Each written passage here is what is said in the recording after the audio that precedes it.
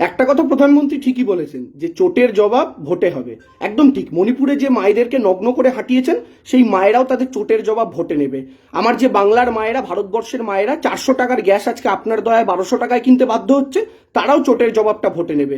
যে মায়েরা আজকে 20 টাকার কেরোসিন তেল 120 টাকায় কিনতে বাধ্য হচ্ছে, তারাও চোটের জবাব ভোটে নেবে। আর এই যে বাংলার মাটিতে এসে আপনি আজকে 5 বছর পরে আবার সভা করছেন, 2 বছর বিধানসভা ভোটের 2 বছর পরে এসে আবার সভা করছেন, লোকসভা আসন জেতানোর কথা বলছেন। এই বাংলাকে আপনি আবেদন করার পর এই বাঙালি আপনাকে 18টা আসন দিয়েছিল লোকসভায়। কিন্তু দুঃখের বিষয়, বাংলার চাইতে অনেক কম আসন দেওয়া অনেক রাজ্য থেকে অনেক বেশি পূর্ণমন্ত্রী থাকলেও এই বাঙালিকে আপনি একটাও পূর্ণমন্ত্রিত্ব দেওয়ার যোগ্য মনে করেননি। তাই হাফ প্যান্ট মিনিস্টার অনেকগুলো দিলেও ফুল প্যান্ট মিনিস্টার বা পূর্ণমন্ত্রী একটাও দিতে পারেননি।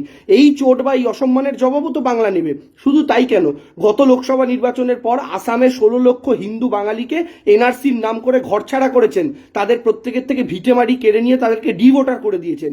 এই চোট, এই অসম্মান, ঘরের মধ্যে থেকেও যে পরের থাকা, অন্য দেশে থাকা, অন্য মাটিতে থাকার যে যন্ত্রণা, সেটা যে মানুষকে অনুভব করিয়েছেন, তারাও তাদের চোটের জবাব ভোটে নেবে।